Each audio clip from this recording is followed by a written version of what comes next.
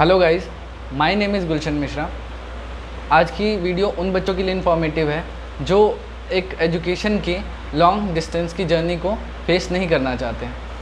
तो बेसिकली हम उन बच्चों के लिए ये वीडियो लाए हैं जो क्या करना चाहते हैं, जो बेसिकली स्किल के बेसिस पे आगे नौकरी जो है वो लेना चाहते हैं और उनको उसमें अच्छी सैलरीज भी मिलेंगी।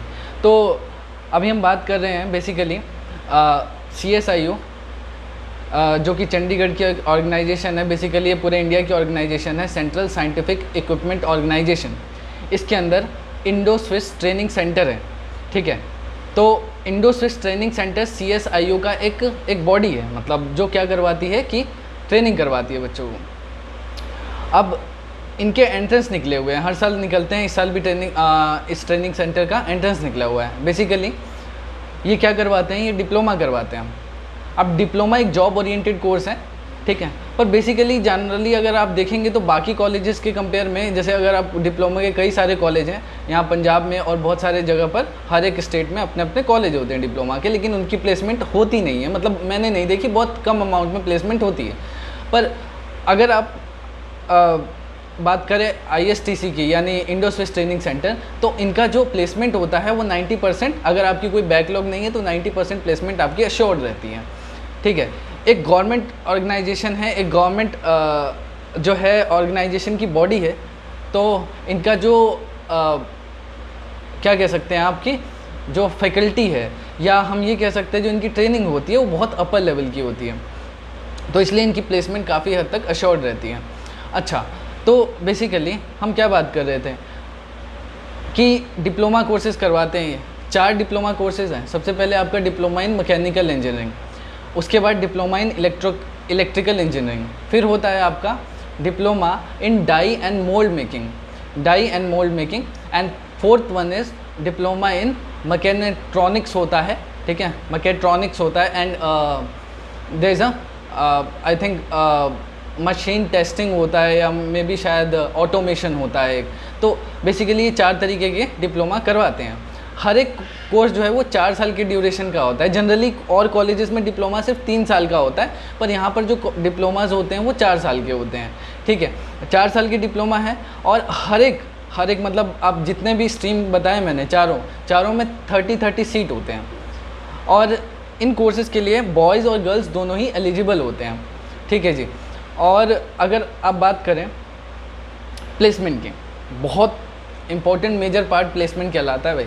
तो प्लेसमेंट की बात करें तो भाई जितने भी tool and die making company है, मींस जैसे आप क्या होते हैं, जितनी भी मशीनरीज होती हैं, क्योंकि देखो जो पूरी इंडस्ट्री है वो मशीनरी पे टिकी हुई है, और मशीनरी के अंदर जो पार्ट लगे होते हैं, नट बोल्ट, या देयर आर मैनी पार्ट्स, ठीक है, in a machine to perform. So basically क्या है कि उन मशीन्स के अंदर जो पार्ट लगे होते हैं, जो फिजिकल पार्ट दिखते हैं आपको, वो सब क्या होती है, ये कुछ कंपनीज बनाती हैं, और बहुत बड़ी बड़ी कंपनी है ये, ठीक है। मल्टीनेशनल कंपनीज भी हैं, इंडियन कंपनीज भी हैं। फॉर एग्जांपल हेवेल्स हो गया, उसके बाद आप कह सकते हैं हेवेल्स तो आप जानते होंगे, फेमस नेम है। विप्रो हो गया, ठीक है। और हिंदुस्तान एरोनॉटिक्स लिमिटेड, इनमें भी इनकी जो है ज़रूरत पड़ती है। इसके अलावा बहुत सारी कंपनी है, फेमस कंपनी, क्योंकि मैं इस बैकग्राउंड से नहीं बिलोंग करता हूँ, पर बहुत सारी ऐसी कंपनी हैं जिनके नाम आपने सुने नहीं होंगे इस फील्ड में, पर वो बहुत बड़ी बड़ी कंपनियाँ हैं। तो यहाँ पर क्या है, आपकी प्लेसमेंट अश्योर्ड रहती है, और बहुत बड़ी बड़ी कंपनियाँ आती हैं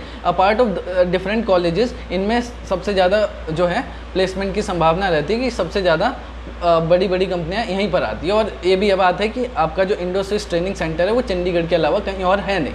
तो जो बच्चे पंजाब या हरियाणा से देख रहे होंगे तो वो यहाँ पर अप्लाई कर सकते हैं, अगर आपका लक हुआ तो यहाँ पर एडमिशन मिल जाएगी। बात करें रिजर्वेशन की, ठीक है।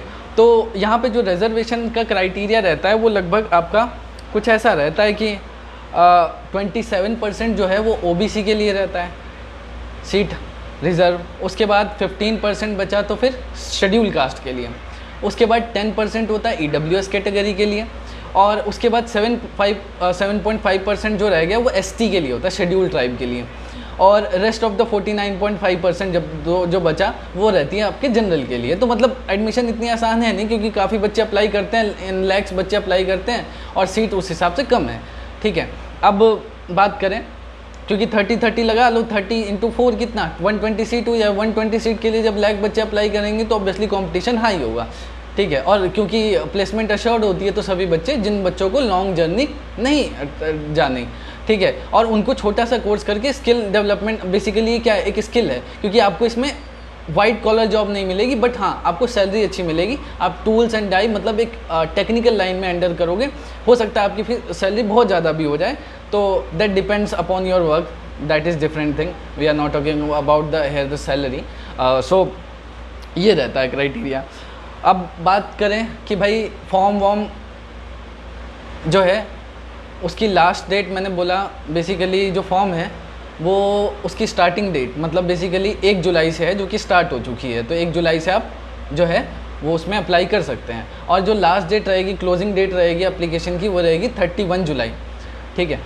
22 अगस्त को आपका एंट्रेंस एग्ज़ाम होगा, अगर कोविड का सिचुएशन ठीक रहता है, सब कुछ ठीक रहता है, तो 22 अगस्त इन्होंने पहले से डिसाइड की हुई है कि इस दिन आपका जो है ISTC का एग्ज़ाम होगा। इस एंट्रेंस के बेसिस पे आपका मेरिट लिस्ट निकलता है, रिजर्वेशन के बेसिस पे, और हर एक का EWS का कैटेगरी का अलग निकलेगा, जनरल का अलग निकलेगा, ST का अलग निकलेगा, OBC का अलग निकलेगा। सब कैटेगरी के अंदर कुछ कुछ बच्चे जितने परसेंटेज वाइज सिलेक्ट कर लेते हैं ये लोग, तो ऐसा होता है। अब अगर हम बात करें तो लास्ट डेट आपको पता लगी, एग्ज़ाम की डेट पता लग गई। अब बात करें कि आपकी फ़ीस कितनी रहेगी। तो एप्लीकेशन की फ़ीस भैया रहती है इसमें तकरीबन